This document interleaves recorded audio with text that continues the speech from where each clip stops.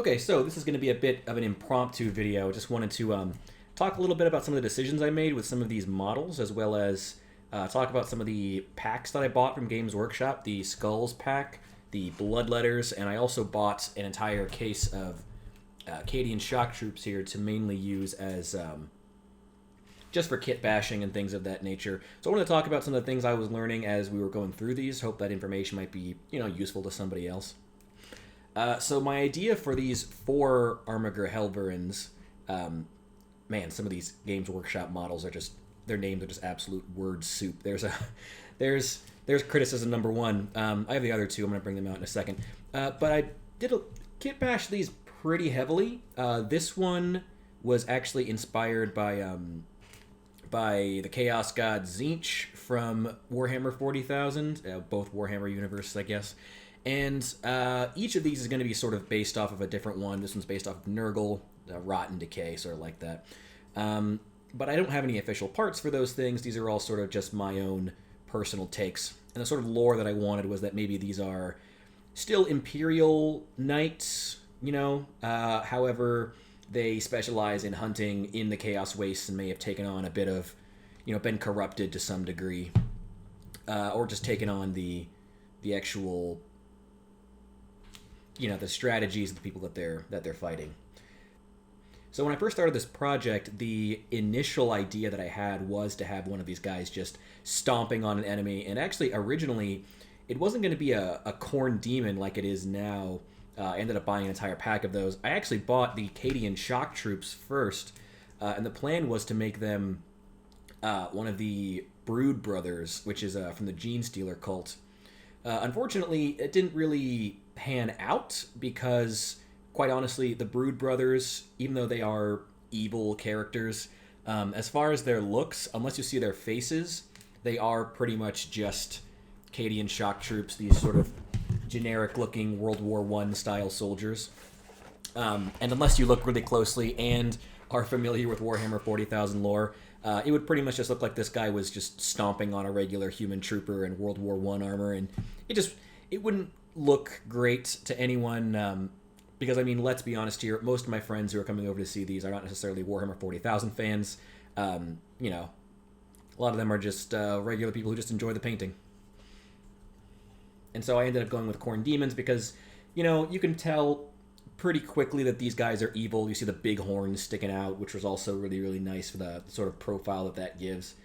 And it's a little more clear that this guy is, if not good, my actual model, if he's not a good guy, he's at least good-ish. Plus, not to mention the fact that, quite honestly, if I did have him stepping on an Imperial Guard unit, that would pretty much lock this unit into being a Chaos Knight. I didn't really want that. I'd like to be able to use it for either, potentially. And, having a Chaos-aligned Knight stepping on another Chaos unit is not exactly not uncommon, quite honestly. So I was okay with that. For a lot of these pieces and parts, a lot of these just came from I bought a Carnosaur from Age of Sigmar a ways back. Here's this big guy here. After I got it painted, I had a lot of pieces left over because you actually have the option to build this also as a Troglodon. So I'm going to put that picture on screen here in a second. And that comes with a couple of different parts. One of the things is it has a different ridge, which you're going to see later. It has a different crest on the head here. And there's also a couple of pieces on this big throne in the back here that I used in other models. So you're going to see a lot of those pieces sort of mixed and match with the kit bashing in here. A lot of the extra sort of decorations, these metal pieces, especially a lot of these square bits that are just sort of pasted on here, are, for the most part, taken directly from that kit. They're just sort of snipped off. They're meant to be sort of decorations like hanging off of chains or ropes from the Troglodon, but I ended up just using them as sort of archaic runes, I guess, would be the best way. These pieces at a 90-degree angle are actually supposed to be shoulder pads from the rider here, which you can optionally put on, but I opted not to.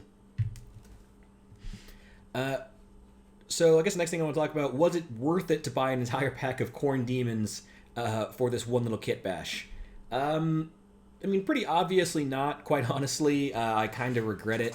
To be honest, you can find some pretty great monsters on Amazon or at your local game store, quite honestly.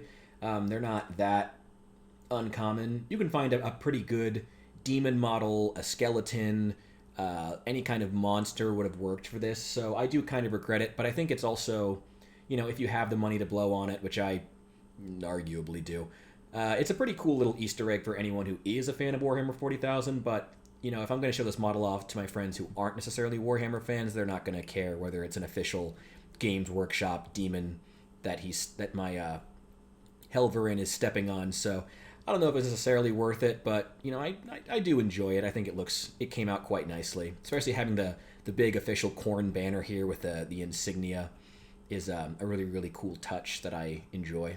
At the back here, you can actually see, well, just barely, this is the back half of a skull that I use in another place, and I'll point that out in a second. On my Khorne-inspired model, the front half of the skull is used as one of the shoulder pauldrons. But yeah, this was the first one that I built, and I think it's probably the most straightforward. It's the closest to the box that you can see in the background. I did have to get kind of creative with the legs. I had to end up this place where the legs meet the waist. I had to do a lot of snipping and a lot of using plastic cement to sort of melt it down in order to make it fit together properly, just to have the leg just that little bit higher for this. So if you're planning, if you're someone who wants to do something similar, I highly, I would just really recommend that you be aware of that, take it into account, because it is a bit of a process to get these legs anywhere other than where they're originally supposed to be. You also get one leg that's facing more downward and one leg that's more at an angle. This one, you can see that a little more clearly. The legs are meant to be staggered like this. You cannot put two straight legs on the same model because the feet are just far too big and they'll overlap, which is a little bit annoying if you want to make a Helverin that's standing a little more straight. As for the rest of this, these are actually these little Chaos sort of Psyker antennas that I put on are actually taken. They're the spare weapons you can get for this little Saurus rider here. The spare weapons aren't spears. They're actually more lizardmen. These little, oh, please forgive my poor Spanish here. Maquahuitls, I believe is what they're called, these little weapons. Essentially, this Saurus rider can use a couple different ones of those. I opted not to give the rider those weapons, and so I just basically chopped them in half and put them on here. I think it turned out pretty well. And aside from that, like I said, that's probably the most straightforward one, my little Tzeentch-inspired model here, but I think it turned out fairly well. In terms of things I wish I would have done better, there's not a lot, I guess. I don't know, maybe I probably would have done a better job packing the basing material around the little Khorne demon, little squished guy here. That's probably the thing I regret the most about this model, but for the most part, I'm pretty happy with it right now. However, I will also, one more piece of advice for anyone who's going to be building one of these models in the future, putting together these arms is a bit of a pain, just because of the fact that you have to, the two halves of this gun here, you have to fold them to squeeze them together, but there's also a little bit that comes down off the upper arm and inside of there, so you have to clip it in such a way that it closes around this little bit. And so if you put the gun together first, you're not going to be able to fit the arm in there. This little piece, there's such a little piece that comes off of here, off the top section.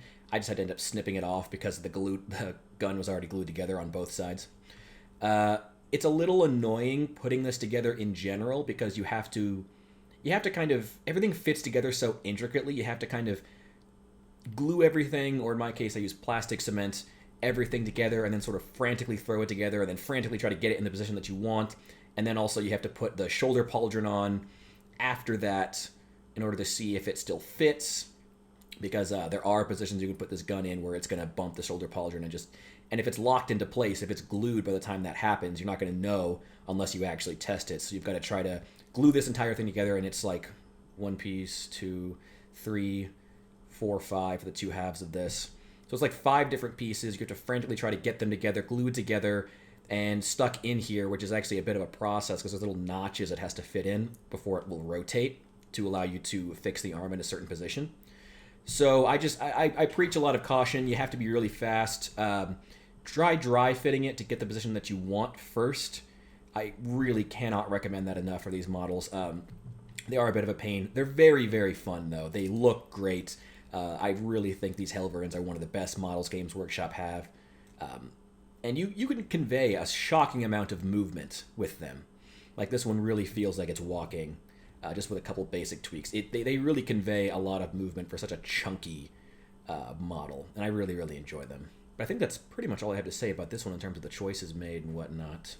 As for my little Nurgle-inspired model here, this guy also has even more Lizardmen pieces, actually. This whole wreath around his head, which replaces this metal section here, is basically just the actual collar from the Troglodon. This piece on the pauldron here is essentially a piece that was supposed to originally go up on the throne on here.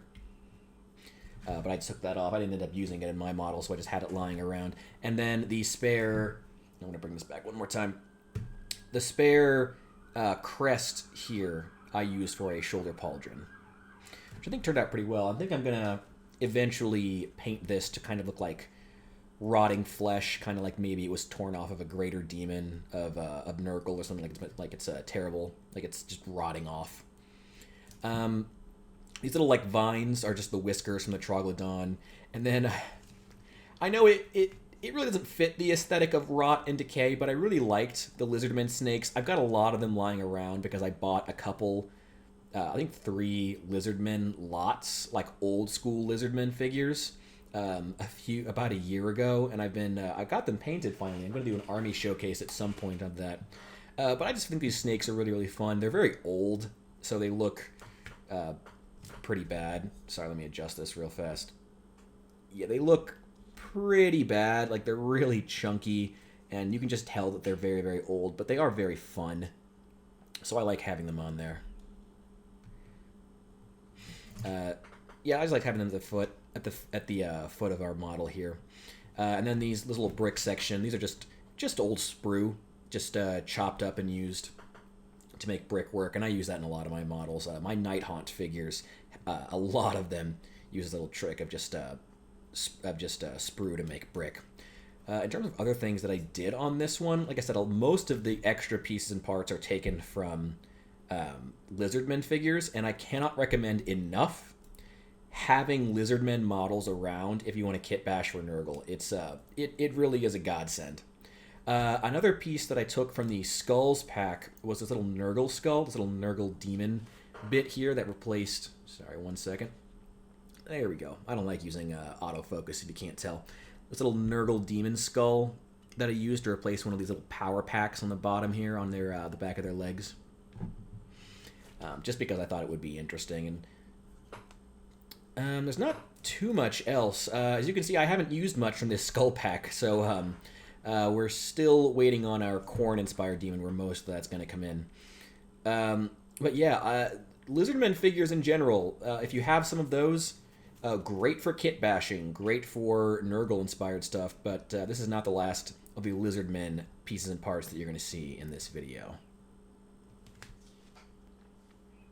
So moving on, I've got my 2 models based off of the Chaos Gods of Khorne and Slaanesh. My little Khorne skulls for the Skull Throne guy here uses a lot of skulls from our skull pack here. And it looks alright, honestly. It's not... I would have...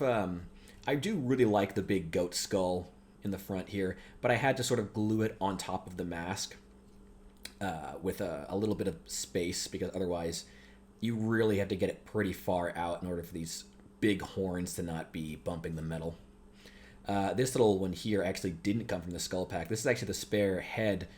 If you buy a pack of... Oh, shoot, what are they called? Pterodons, the Lizardmen, you have the option of building them as Ripperdactyls instead, which are melee-focused units. This is actually one of the Ripperdactyl alternative heads just glued around this. This took a while to actually attach, though, surprisingly, because it did not want to fit around that gun.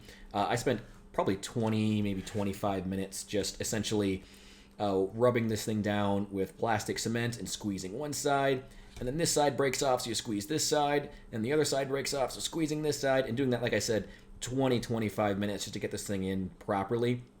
But it was definitely worth it. I really, really liked the way it turned out. I kind of wish, in all honesty, I had just snipped off the tips of these, of both barrels, and then just used an actual Ripidactyl skull on both of them, but I think it would have been overkill on this side.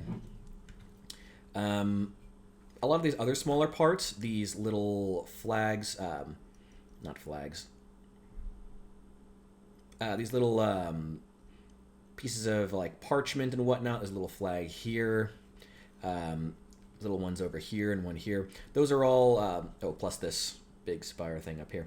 Those are all taken from some spare Space Marines that I had lying around just for some extra little pieces and parts. I originally had just the skulls, and quite honestly, it just looked so barren. So as much as I do recommend putting skulls on these Armiger Helverins, because I think it turned out really, really well, at the same time, you really got to have a little more than that to show, because it's having the skulls alone really just did not look good, quite honestly. This big one here that's on the shoulder pauldron is actually the front half of this that we have here on the Zinch model. And I think it... this one was a bit of a pain, honestly. I ended up taking a rotary tool to the back here to sort of smooth this out, but there wasn't really a way to set them sort of flush. But that's okay. I kind of wanted this side to look like it got mauled by some sort of a beast or a greater demon anyway. I also have my little Space Marine Terminator. It's hard to see because it kind of washes out among the white here, but once he's painted bright blue, it'll be a little more obvious. And then I have the flag here as well. Those are just extra pieces. I built a team of Terminators a few years back that I bought on eBay. I might go over those at some point in an army showcase. There was only like 6 of them, so I'm not quite sure. And they were the first 40k models I ever painted, so I'm not sure how well they turned out. I'm not sure that this skull here on the gun actually belongs in 40k. I think this might be a bat skull from Age of Sigmar, but I still really, really like it. And I've got, honestly, I just really, really like this skull. I just like how alien it looks without necessarily... I like that it looks a little fantastical as opposed to just straight up alien monster like the Tyranid skull does. So at the end of this one, I kind of just want to touch base on the skulls pack and just, sort of say, was it worth it to buy it? And honestly, there's still a lot of skulls in there. When you see a lot of the actual images on the box itself, they show things like, a lot of Khorne-inspired stuff. They have a larger one here. Yeah.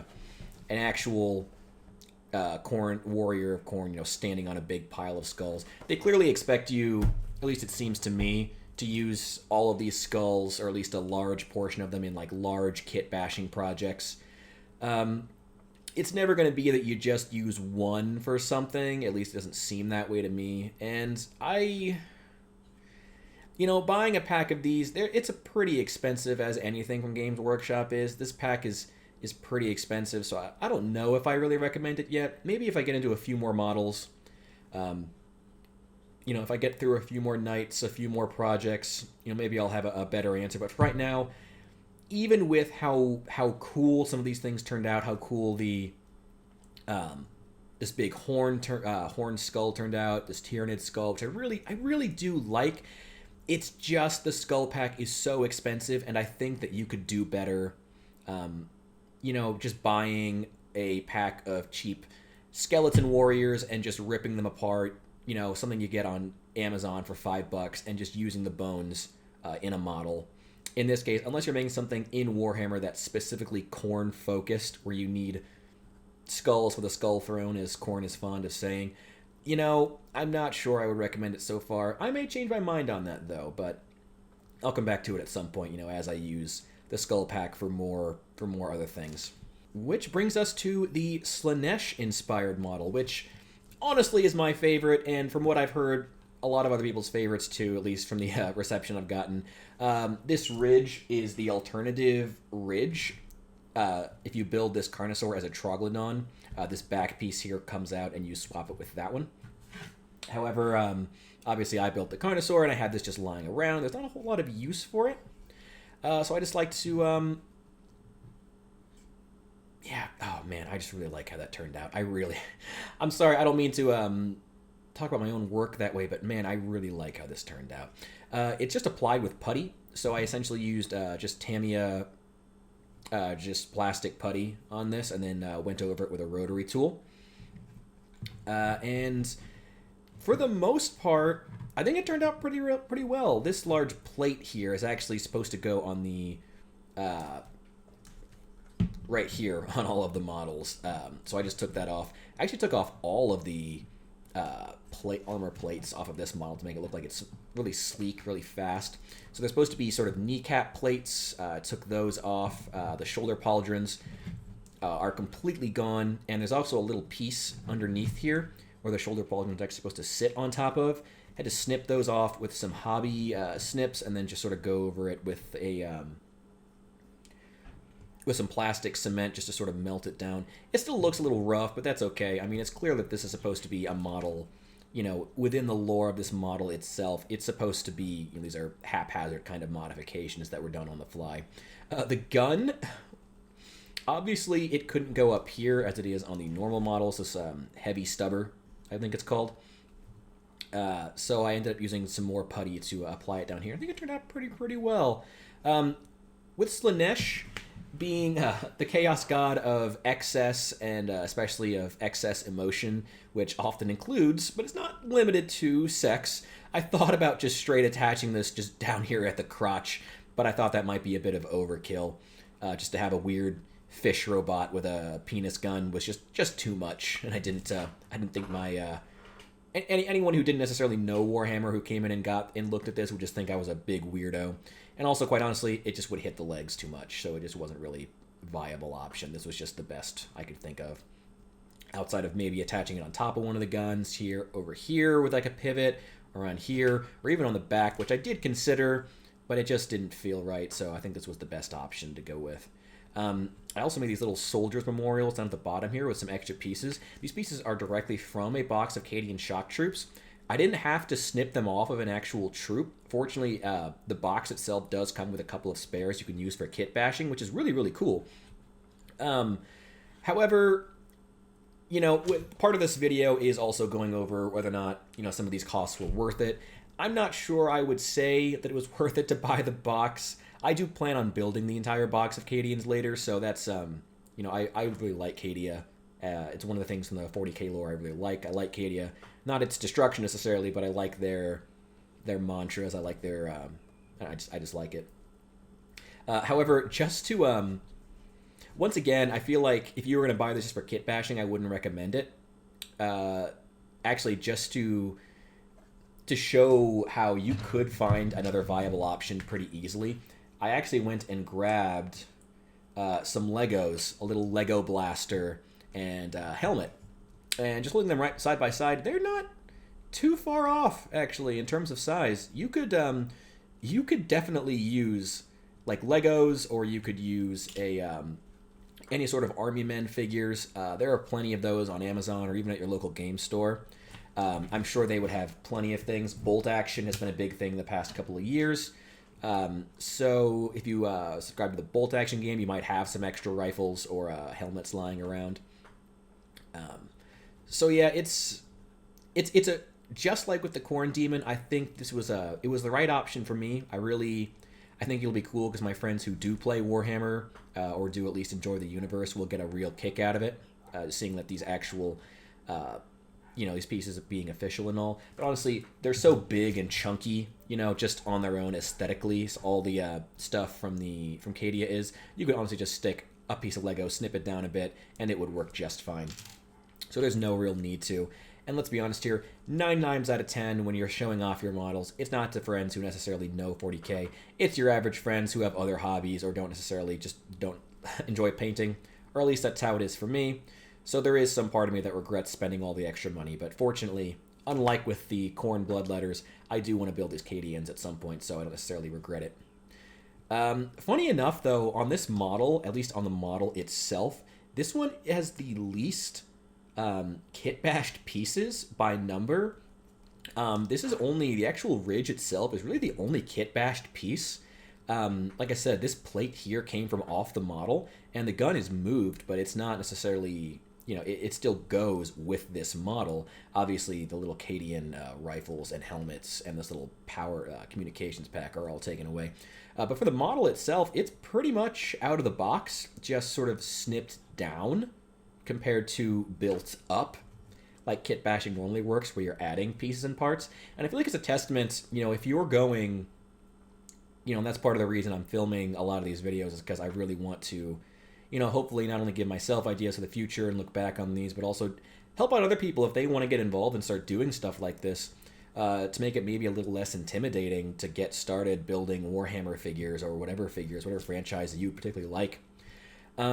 Sometimes going more bare bones is a good option. You don't necessarily need to be just throwing stuff, pieces and pieces and pieces onto a model to make a cool kit bash.